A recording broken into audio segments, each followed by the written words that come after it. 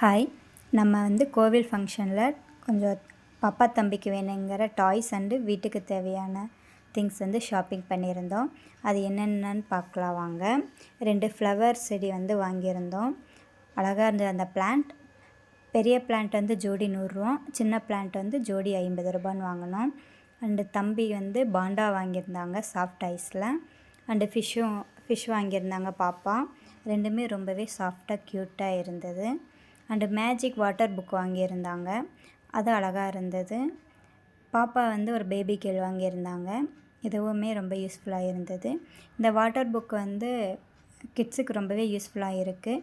இதோட யூசேஜ் எப்படி நெக்ஸ்ட்டு வீடியோவில் உங்களுக்கு காட்டுறேன்.